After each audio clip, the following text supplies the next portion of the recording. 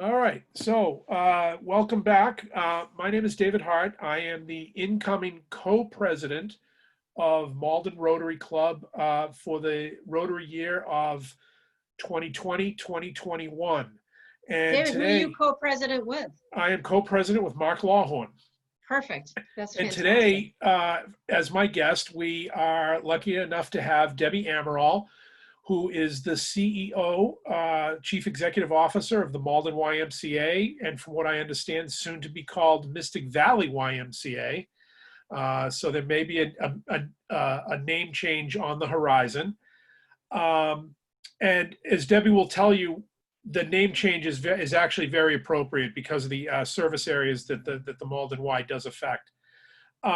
So what I want to do is just, I've got a few questions for Debbie, and we're going to kick these off right now. So Debbie, if you could just give me a real brief description, a little bit about yourself and how you ended up where you are right now. So David, first of all, thank you so much. It's so great to be here. So I have been the CEO of the Malden YMCA now for 9 years. We've undergone a lot of changes, and I have been in the Y since I was 18 years old, and I'd give you my age if I told you how long that was. It's been a while. I've had almost every position. I've only left for 3 times at any given time. And I love what I do every day because it's always something just a little tiny bit different. So what we're going to talk about today is way different than what I thought I'd be doing 9 years ago when I became the CEO of the Malden YMCA. And we are the Mystic Valley YMCA. We just have to change our collaterals and just double check with the lawyers. Sure, But I think we're sure. Mystic Valley YMCA. So Debbie, you bring up a great point that you are in a place today that you never thought you would be. And one of the biggest words that we hear all the time, especially during the COVID pandemic, is how can organizations and individuals pivot? And the YMCA, I've been a member of the YMCA for a number of years, lived in Malden for 20 plus years, have been a Malden Rotarian. By the way, Debbie is a Malden Rotarian also, although we see very little of Debbie because she's so busy. But that's okay. I understand. Work comes first. Um, Wait, but I have to say, first I was a sure, Salem Rotarian. So that's I right. think that when That's right. people look at like longevity of a Rotarian, I've been a Rotarian since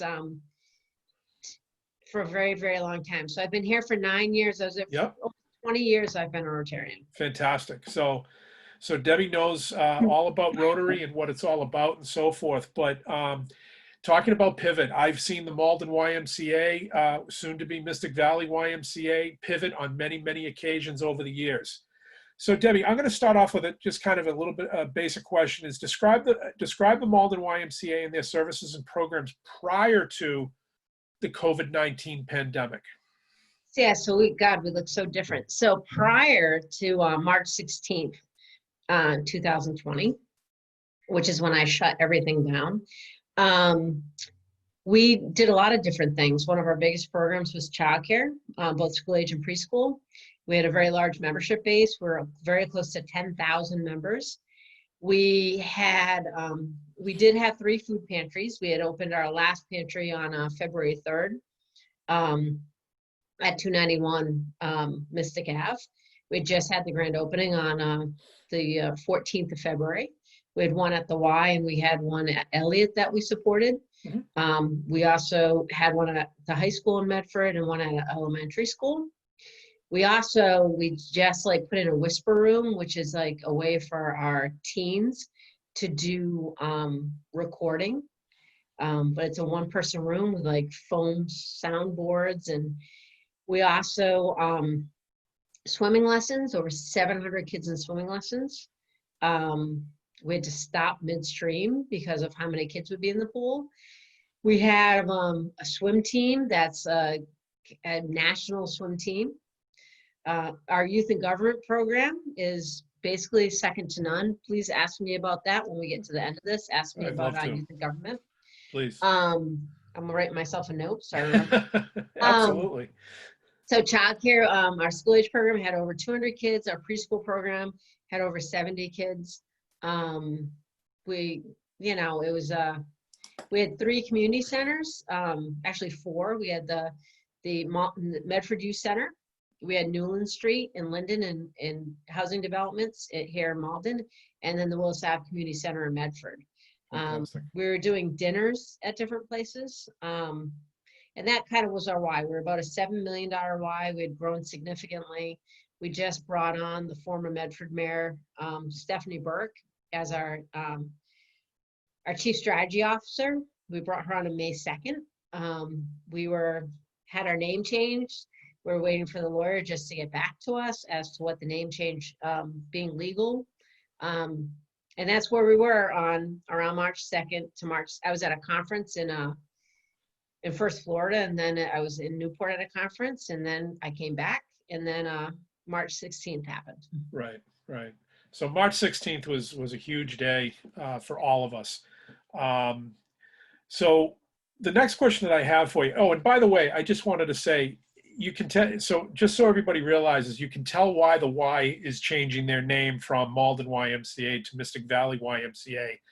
The Malden, Medford, Everett area has always been known officially and unofficially as Mystic Valley, and I think it's such an appropriate name because because you guys are just covering so many different cities and towns, and your programs are out there. So the next question that I have is, so once the state issued its stay-at-home order, again on March 16th, the order was announced. How did you and I will now call it the Mystic Valley YMCA react? So, so even before the stay-at-home order came about, what we did was we stopped our swimming lessons, and we stopped our adult basketball, and we stopped playing basketball immediately, because we knew, based on the data that was coming in, that having, even if I had one staff member to 5 kids, if I had 4 lessons in the pool, it was already too many kids and too many staff, and then there was a chance of transference of germs. So we kind of, like, on that Friday decided that we weren't going to go any further, and we shut our lessons down. We told our members we promised a credit restarting on August 31st. We're very optimistic. We stopped allowing kids to go in the gym to play basketball. We shut down our adult league. We shut down our group exercise classes. So prior to even the stay-at-home order, we started shutting things down just based on what we knew. And then it happened that so we kept our childcare open, but only to emergency workers. And then the governor's order came.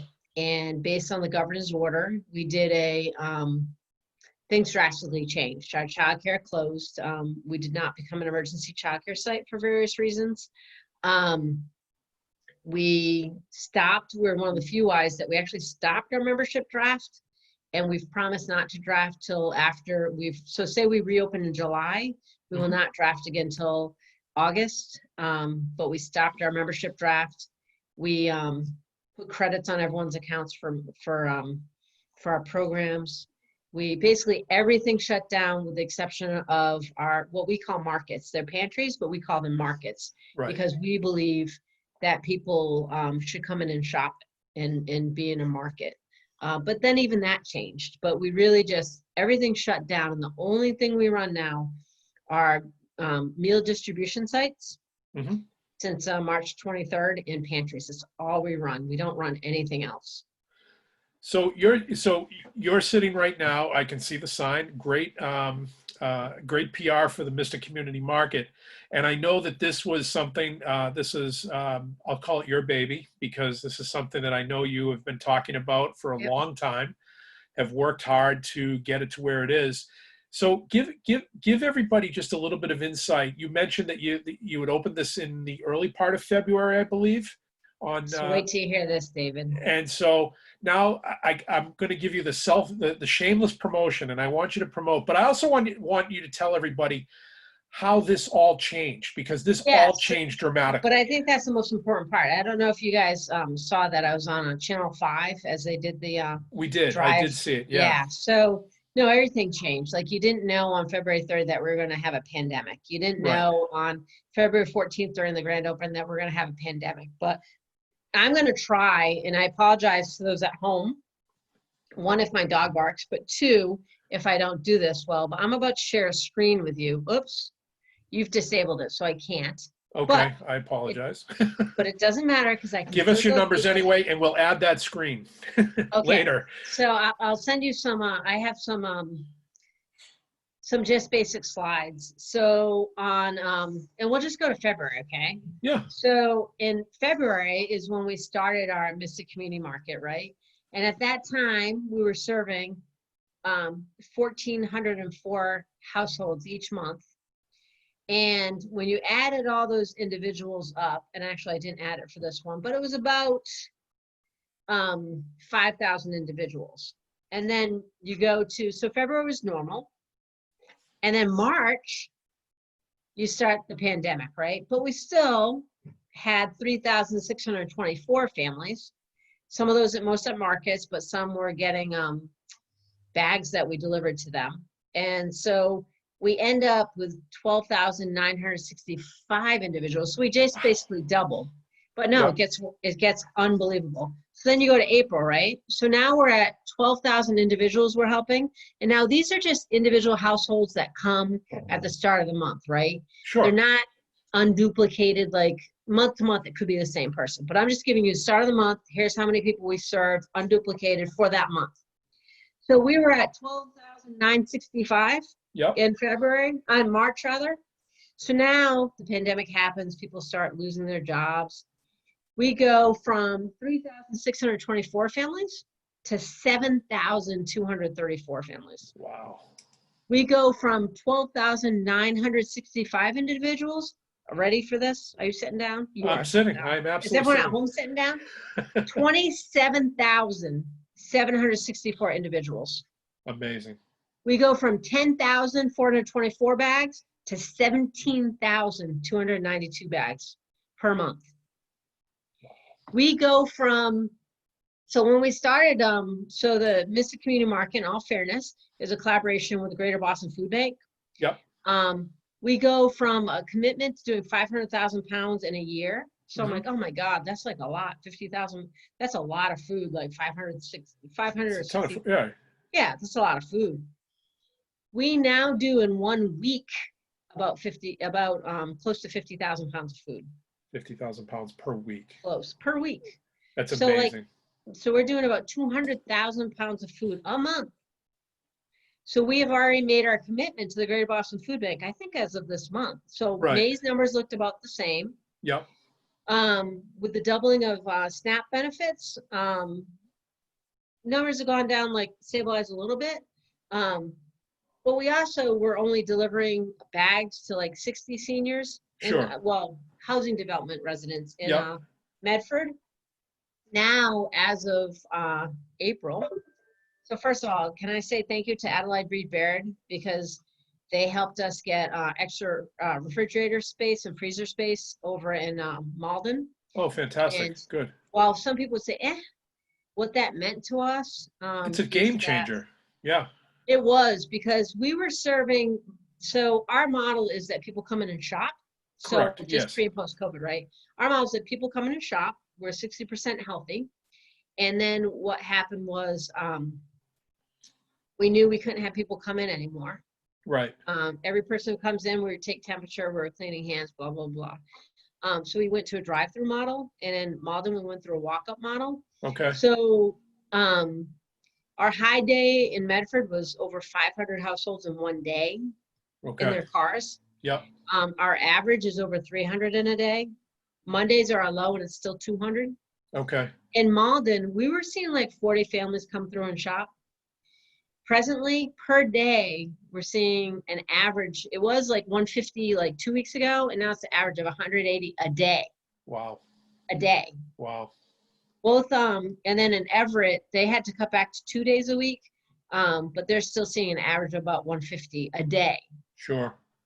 And just, in Malden, like, I think what people don't realize is that this pandemic has been a equalizer. So like, it doesn't matter who you were, you got worried about food, because Absolutely. you might have been like, have a really high paying job, but then you lost it and you have a high paying house. Right. And Right. you need food. So, Yep. and that's what we're trying to do. But what I was going to say is we were giving out 70 bags a week over at Lepre.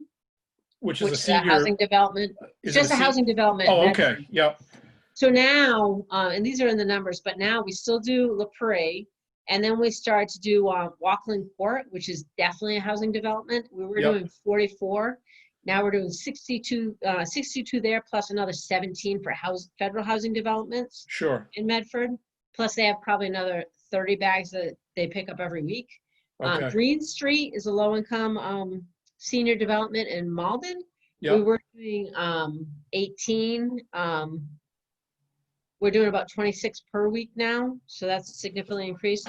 Monsignor Nagel, we do anywhere from 15 to 30 every other week. Right.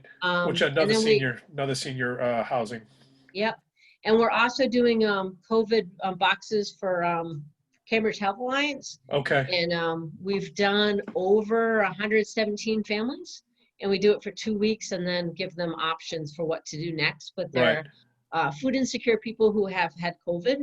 Right. And in the beginning, my staff was worried, so I did all the COVID deliveries. Okay. So I've probably done over 200 COVID deliveries to households. Sure. We also do grab and go for about 5,000 meals a month, breakfast and lunch, between Malden and Medford. And we also just started doing frozen meals in Everett. So today, I didn't do it for the first time in like 4 weeks, but my staff today brought out meals to 23 families, about 63 children.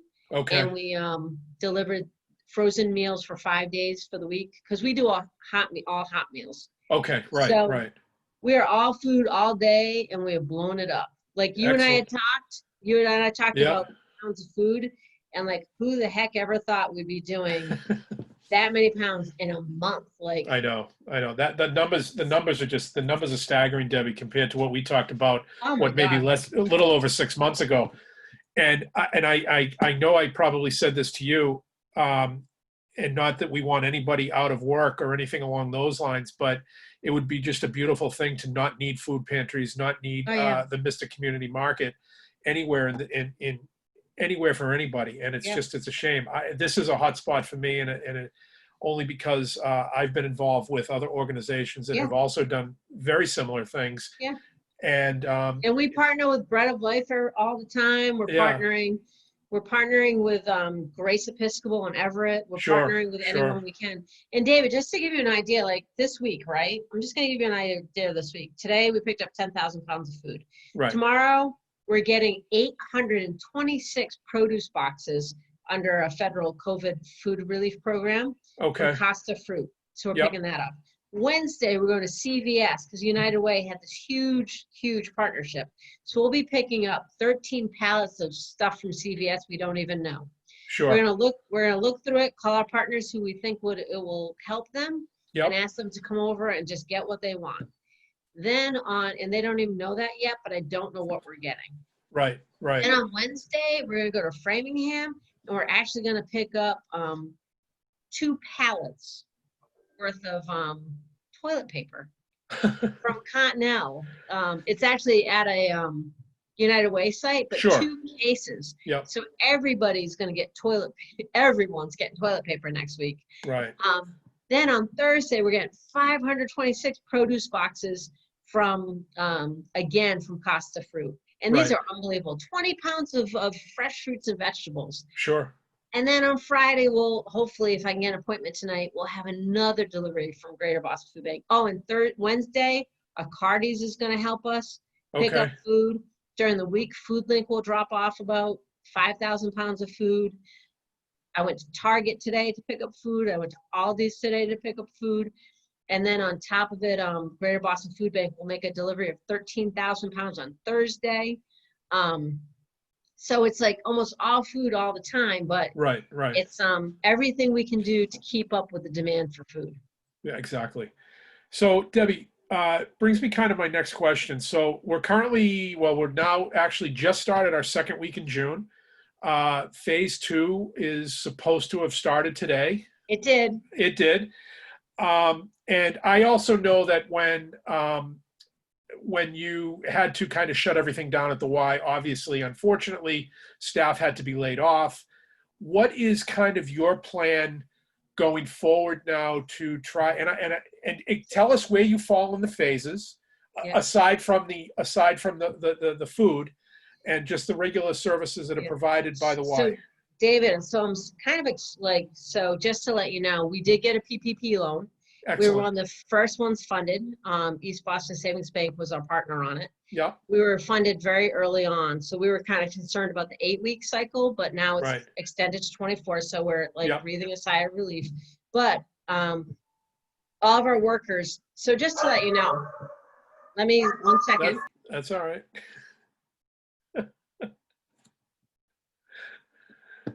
So we have a dog in the background barking. So Okay, that's all so right. day one, we actually paid, so I came out with, and I know this is gonna end up going a little long, so I'm gonna go quick. Please But take your time. Take your I time. came out with 3 things that were important to me. One is that we'd be relevant to the community and continue to be. Correct. Yep. 2 is that we'd stand by our staff and our staff would know that they were taken care of. And 3, that we would come back. Yep. Our Y has been around since 1881. Yeah, I think you're right. Incorporated Yeah. since 1888. Somehow I kind of looked it up and I believe we made it through the Spanish flu, so we're going to make it through this We're gonna flu. make it through this one. Yep. We are going to make it through this one. So we were lucky enough. So day one, we shut down. Any staff that worked, we gave a 10% bonus to for hazard pay. Sure. Day one. We kept every single staff paid for any hours they would have worked through March 31st, not knowing that we would get anything. So we Right. paid them 2 weeks, everybody. Right. Like no matter what position you were in, you got paid. Great. Yep. Then we did got our PPP loan. We increased everybody who was, we still pay people 10% hazard pay Yep. till we got the PPP, and then we increased them to what they would have gotten if they were laid off. Because if people left us to be laid off, we would have been in trouble. Sure. Then we looked at who was laid off, and we didn't want to mess with their unemployment at the time. But we brought back people who weren't being paid through unemployment. We brought them back, Mm-hmm. and we've had them do like online classes. We've had them do trainings. We've Yep. had them do a lot. We have like 3 preschool teachers taking classes for credits. So we tried to bring people back and try to make people whole. And we used our Right. PPP loan, really what it was intended for, to have people work. We're still paying everybody. We got our loan on, our loan would have ended on the 5th. So Yep. last Friday, if it wasn't extended. Right. Our plan is now that we'll bring back many people on the 22nd. Okay. Not 22nd, the 15th, sorry, the 15th. Yep. So in part of phase 1, we were disaster relief people. Right. So all of our pantries remained open. Phase 2, we can bring back swim team, which is interesting, camp and childcare. Fantastic. We expect camp and childcare to open up on June 22nd. We expect to bring staff back to do that on June 15th. Okay. The regulations are onerous at best, but we're looking at like what games we can play, what things we can do to make kids happy. And Sure. we're looking at the best staff to make kids happy. Right. We're going to be in a situation, our preschool ratio has gone from 1 to 10 and group size 2 to 20 Mm-hmm. to be 1 to 5. Sure. And our largest group size 10. Okay. So we expect to only have, we usually license for 70 preschoolers. We're expected to be at 40. Okay. We will lose our shirts. But Yep. we're lucky to have PPP, and we were lucky to be in a decent financial position that we will weather more of the storm. Sure. Without PPP, we would have been in trouble by August. Right. Right. So PPP for some of us was a godsend. Oh, absolutely. And I believe we used it very, very correctly. And then our camp has gone from, is basically about the same ratio, but our group size is significantly different. Okay. We expect to have a much smaller camp. Yep. And then our school age, we've gone from 210 kids, we think we'll be about 60. Okay. So we're opening, we hope by the 22nd. We, so on the 8th, so on the 1st, they gave us our guidelines to open preschool and Yep. school age and camp and youth programs. On the 8th, today they revised them. They're sending some forms out today. Okay. the 15th, they'll start accepting our forms. And we believe we'll get approved during the week of the 15th, and then we'll open on the 22nd. Oh, good. So, Good. and it's going to be hard. It's going to be hard in It small is. groups. And I think that, I know that your daughter's taking part in some of the, Oh, she does the Zoom calls with Carissa. Carissa. So Chris is still going to run our camp. It's going to be a Those are good the time. old parents' night out, we used to call Yeah. them. Does she have fun?